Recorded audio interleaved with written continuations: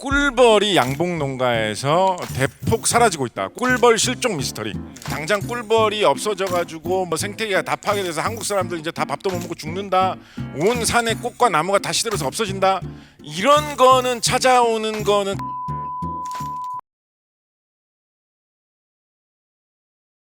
제가 사연을 좀 일단은 먼저 받아왔어요. 황예슬님이에요. 이 이름 같아서는 여자분 같죠, 그죠? 안녕하세요. 내년 4월 결혼을 앞두고 있는 예비 부부입니다. 저는 어릴 적부터 기후 위기에 관한 다큐, 교육 등을 꾸준히 체험하며 심각성을 깨닫고 있어요. 하지만 예비 신랑은 저와는 좀 많이 다르네요. 용변 볼 때 휴지도 한 롤의 절반을 쓰고 에이, 말도 안 돼. 그 골 사이로 들어가나? 물티슈도 기본 2장씩 쓰고요. 조금 더러워지면 바로 버려요. 설거지할 때 음식물이 완전히 그릇에 없어야 설거지를 시작해서 물을 많이 씁니다. 분리수거도 제 기준 많이 부족해요. 자기야, 우리 환경도 생각해야지 하면 내 맘대로 똥도 못 사냐? 잔소리로만 여겨요. 이번 기회에 현실을 직시했으면 합니다. 적어도 전문가의 의견은 잔소리로 여기지 않을 테니까요.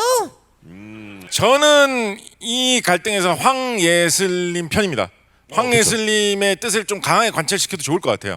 왜 이렇게 제가 좀 단정적으로 얘기를 하냐면 기후 변화에 관련된 여러 가지 뭐 대책이나 우리가 할 수 있는 행동 중에 뭐 좀 쉽게 말하면 꼭 먹고 알 먹고 식의 대책들이 있어요. 일석이조잖아요. 휴지를 한 번에 뭐 반롤씩 저렇게 안 쓰고 아껴서 쓰면 결국은 휴지값이 절약되니까 나한테 경제적으로도 이익이에요. 맞아요. 그죠? 예, 그렇겠죠. 분리수거를 잘하면 네. 쓰레기 봉투에 담아야 될 쓰레기가 줄어들기 때문에 결국은 쓰레기 봉투 값이 덜 들어서 나한테도 이익이에요. 나도 돈 버는 길이에요. 나도 이익이 되면서 기후 변화에도 도움이 되는 되고. 그런 길이에요. 이런 게 사실 세상에 꽤 많이 있어요. 예를 들어서 뭐 집을 짓는데 건축물을 시공을 하는데 네. 잘 지어가지고 여름철에는 맞바람이 잘 치고 겨울철에는 햇빛이 잘 들어서 따뜻한 집을 짓는다. 그러면 나도 시원하게 지낼 수가 있고 연료비 덜 들고 냉방비 덜 드니까 돈 벌어서 좋잖아요. 좋죠. 그러면서 냉방비, 난방비가 안 들고 연료를 덜 태워도 되니까 이산화탄소 배출을 덜 해가지고 기후 변화에도 도움이 되는 꼭 거예요. 먹고 알 먹고네요. 이런 꼭 먹고 알 먹고식 대책은 가능하면 하는 게 맞습니다.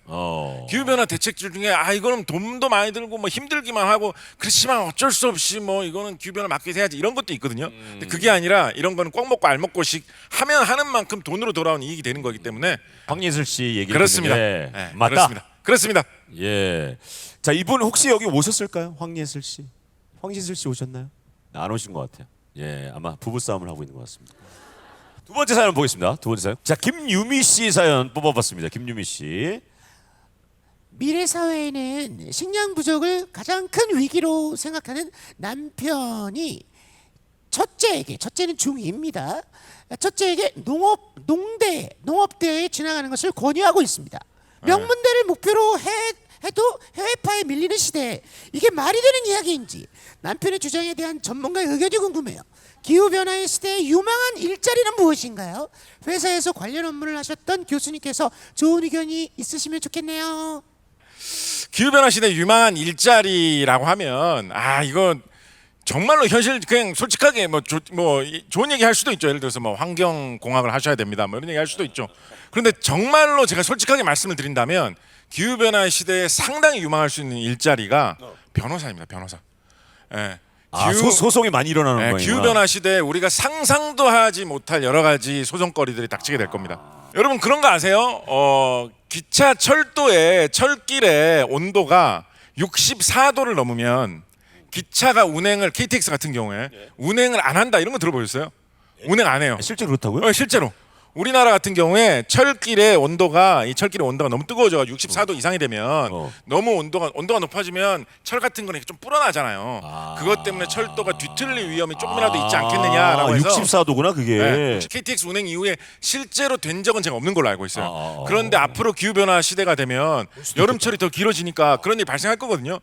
63.5도인데 운행을 하다가 사고가 났다라고 하면 그거 뭐 이거 규정대로 했으니까 책임 없다고 할 것인가? 0.5도 차인데 운행하는 동안 뭐 마찰 때문에 좀 오를 수도 있는 건데 해야 되느냐? 애초에 기준을 잘못 잡은 거 아니냐? 얼마나 고민거리가 많겠습니까? 그러네요. 기후 변화에서 정말 별의 별걸로 다 문제가 생길 수 있습니다. 아, 그러네. 그러면 네. 그게 다 소송이 되는 거예요. 그게 다 소송이 되고 이게 방금 전에 말씀드렸던 무슨 어떤 개인의 문제에 대한 소송부터 정부 간, 기업 간의 문제에 대한 소송까지 뭐 여러 가지 일 다 발생할 수 있습니다. 유럽 같은 경우에 2030년대 중반에 전기차가 아닌 그리고 수소차가 아닌 옛날 휘발유차, 경유차 같은 거 생산을 중단하자 뭐 이런 거 진행하고 있거든요. 그래서 우리나라도 그거를 따라가게 될 가능성도 있어요. 그렇게 따라가게 된다고 하면 예를 들면 휘발유 자동차 엔진 만들던 회사들 굉장히 많잖아요. 거기서 일하고 있는 근로자들도 굉장히 많겠죠. 노동자들도 굉장히 많겠죠. 이런 분들은 야 갑자기 저 나라에서 정책을 이렇게 바꿔버리면 우린 뭘 먹고 사냐. 그러니까 예. 이런 게 사실 갈등 요소. 근데 정부에서는 또 나름대로 근데 기후 변화 때문에 이제 휘발유차 좀 줄여야 된다. 어떡하냐. 이런 건 다 갈등 요소고 소송 요소거든요. 이런 게 도처에 도사리고 있습니다. 국제적인 조약의 밝은 변호사 좀 유망하다고 봅니다. 자, 이번에는 익명의 사연이에요. 익명. 딸에게 결혼 안 하고 해도 이런 기후 위기 시기에 결혼을 하거나 아이를 낳으면 이거 뭐하러 결혼을 하냐고, 애를 낳으면 뭐하냐고 해서 한바탕 싸웠습니다. 환경에 관심을 가지고 처음에 그럴 땐 보기 좋았는데 날씨가 맑으면 아이스 아메리카노를 먹으면서 테이크아웃 잔, 종이컵 이런 문제 때문에 스트레스를 받고요. 비가 오면 폭우 걱정을 하고 부정적인 이야기만 합니다. 지구가 망할 건데 저축은 해서 뭐하고. 제 딸 말처럼 회색빛 미래만 있는 걸까요? 제가 처음에 이런 얘기 좀 드렸었죠. 지구가 멸망할 가능성 거의 없습니다. 기후 변화 때문에 사람이 멸종할 가능성도 저는 굉장히 낮다고 봐요. 기후 변화 문제는 그런 게 아니라 사회적인 약자가 고생을 하고 고통을 받는 그런 문제가 더 가까이 있는 문제거든요. 그래서 뭐 모든 게 망한다, 모든 게 뭐 다 안 좋은 쪽으로 흘러간다. 이거는 저는 우리에게 닥칠 미래는 아니라고 봅니다. 기후 변화 때문에 혼란스러운 상황에서 사회의 약한 고리들을 어떻게 보살필 것인가, 그게 우리가 고민해야 되는 기후 문제, 기후 변화 문제라고 생각을 하고요. 근데 뭐 그거하고는 별개로 뭐 따님께서 뭐 그렇게 또 뭐 결혼이나 이런 문제에 관심이 없으시면 옆에서 또 괜히 뭐 결혼해라 뭐 이런 얘기하면 또 더 반감 생길 수 있거든요. 그럴 수 있어요. 그럴 수 예. 있어요. 예. 그럴 때 인연을 만나게 되니까. 그렇습니다. 예, 콩깍지가 빡 씌우는 사람 만나 봐야 또 이렇게 환경이고 기후 변화고 아무 느낌 없고 그냥 아니 사랑이 최고구나 이렇게 되는 그런 의외로 그런 쪽이 또 사람 만나는데 좋아요. 예를 들어서 뭐 요즘 뭐 플로깅 뭐 이런 식으로 말하죠. 플로깅, 뭐 줍깅. 쓰레기 뭐 예, 줍는 예. 행사 뭐 이런 거 같을 때 왜 뭐 제가 다니는 쪽으로만 계속 주우러 오세요. 뭐 이렇게 하다가 만나서 이렇게 서로의 사랑을 줍기 시작하고요. 왠지 쓰레기라도 여기서 주우면 향기가 나는 것 같아요. 뭐 이러면서 하다 보면 이렇게 지구를 생각하는 남자라면 내가 내 사랑을 해도 되겠다. 뭐 그런 이런. 식으로. 예. 자, 이제 현장에 있는 우리 부천 시민 여러분들 질문을 좀 받아볼게요. 제발 좀 해주세요. 저는 부천을 사랑하고 부천을 좋아하는 사실 집은 인천인데요. 제가 환경과 지구 미래에 대해서 많이 생각하게 된 결정적인 장면이 두 가지가 있거든요. 하나는 2000년대 여러분들도 아시겠지만 중반에 엘고 미국 부통령이 불편한 진실을 그 다큐멘터리 하나 했었어요. 그래서 그것을 보고 거기에 나오는 북극곰하고 빙하를 보면서 이 미래 기후가 우리한테 먼 얘기가 아니구나, 이런 문제가. 또 하나는 몇 년 전에 호주 여러분들 산불 아실 거예요. 호주의 산불이 거의 1년 내내 지속되면서 비가 오지 않아서 계속 산불이 번지는 경우가 있었는데, 또 여기는 코알라가 물을 먹는 장면 여러분들 아마 동영상으로 많이 보셨을 텐데, 작가님이 혹시 저처럼 이렇게 기후 변화랑 그 미래 이런 것에 생각하게 된 결정적인 이런 장면이 있는지 한번 여쭤보고 싶습니다. 저는 사실은 회사에서 환경 관련된 일을 꾸준히 했어요. 뭐 10여 년 했었는데, 그러다 보니까 이제 저 주변에 기후 변화 관련된 게 업무가 돼가지고 하시는 분들도 많았거든요. 그러다 보니까 좀 현실적인 데서 기후 변화 문제가 훅 들어온 적이 한 번 있었습니다. 이게 좀 묘한데, 기후 변화를 위해서 우리가 다 했어야 되겠다 이런 것보다 이게 진짜 쉽지 않은 문제고 해결하기 위해서는 굉장히 노력을 많이 해야 되겠다 생각한 게 뭐가 있었냐면, 이제 기후 변화에 대응하기 위해서 이제 석탄 화력 발전소 이런 거 하지 말고 뭐 태양광이나 풍력 이런 거 많이 하자 이런 얘기 하잖아요, 그죠? 근데 석탄 화력 발전을 하면 훨씬 더 싸게 전기를 만들 수가 있어요. 그래요? 훨씬 싸요. 오. 훨씬 편리하게. 네. 우리나라 같은 경우에 많이 올라갈 때는 우리가 뭐 이렇게 뭐 첨단 스마트폰 뭐 이런 거 사용하면서 온갖 전기 문명을 누리면서 메타버스로 나가고 막 이렇게 하잖아요. 그거를 만들어내는 전기에 많을 때는 40% 정도는 석탄 떼가지고 만드는 겁니다. 그래서 석탄 화력 발전 굉장히 싸요. 그만큼 쓰기 좋아요. 근데 이제 우리 기후 변화 문제 너무 심각하니까 환경엔 또 안 좋잖아요. 만약 예를 들어서 전 세계에서 석탄 화력 발전소 이제부터 다 금지하자라고 한다면 뭐 그러면 뭐 돈 많이 들여가지고 뭐 태양광 풍력 이런 거 건설해서 하면 되겠죠. 근데 선진국들은 돈이 많으니까 태양광 풍력 이런 걸로 쉽게 넘어갈 수 있어요. 근데 개발도상국 가난한 지역에서는 석탄 화력 발전도 지금 잘 못 지어가지고 전기가 없어가지고 다들 고생하고 있는데 전기 좀 쓰려고 하니까 이거 쓰지 말고 훨씬 더 비싼 거 쓰라고.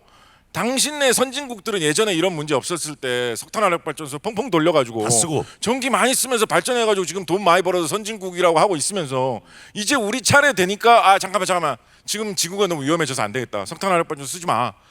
이게 맞냐고 이렇게 따질 수 있잖아요. 그 얘기들은 또 맞는 얘기 같거든요. 그래서 이게 기후 변화 문제가 심각한데 이걸 해결하기 위해서 그냥 뭐 무조건 하지 말자. 뭐 무조건 네가 나쁜 놈 뭐 이런 식으로 해결되는 문제가 아니구나. 서로 도우면서 서로를 이해해가면서 굉장히 많은 좀 희생을 해야지만 되는 일이구나를 절감하게 돼가지고 그때부터 전 기후 변화 문제에 더 깊은 관심을 갖게 되었습니다. 그렇게 뭐든지 한 번에 변할 수는 없는 것 같다는 생각이 좀 들어요. 한 분 더 질문 받아볼게요. 시흥에서 온. 시흥이요? 네. 부천 시민은 안 계신 것 같습니다. 예. 아인슈타인이 꿀벌이 사라지면 4년 후에 인류가 멸종할 것이다라고 했는데 지금 꿀벌이 많이 사라지고 있거든요.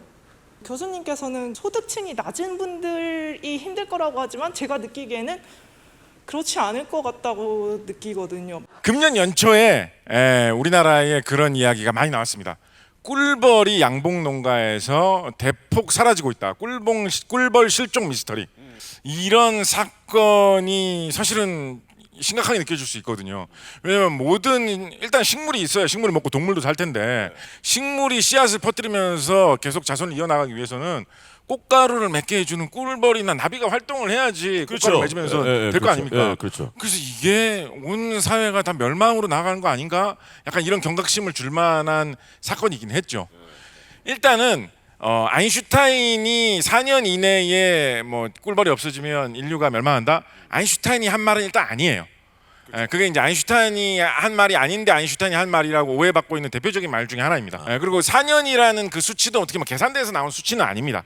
그래서 뭐 그거는 그런데 근데 꿀벌이 만약에 없어진다면 생태계에 굉장히 큰 위기가 닥치는 거는 맞겠죠. 우리나라 같은 경우에 꿀벌이 과연 그렇게 많이 사라졌느냐? 그렇게 많이 사라지지 않았어요. 우리나라는 예를 들면 1960년대하고 지금하고 비교를 해보면 60년대에 비해서 지금 우리나라의 꿀벌 숫자가 훨씬 많아요. 엄청나게 많아요. 꿀벌 숫자는 누가 조사해요?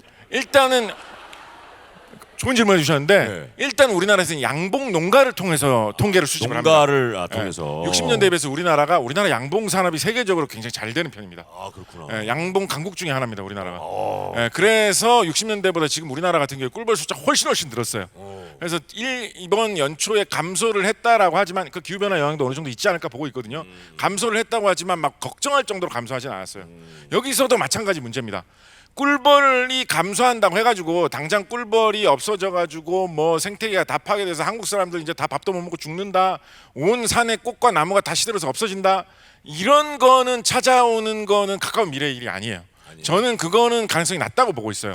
일단은 그거 걱정 안 해도 되겠네요. 그런데 양봉하시는 분들은 무슨 날벼락이에요 이게. 양봉하시는 분들이 뭐 큰 차를 타고 다니면서 맨날 뭐 비행기 타고 놀러 다니면서 이산화탄소 많이 배출해가지고 그분들이 기후변화 일으켰습니까? 아니죠. 그분들은 그냥 꿀벌 기르는 일밖에 안 했는데 꿀벌 기르면서 찌찌가무시 위험에 노출돼 있죠. 실제로 정말 그렇거든요. 정말로 그래요.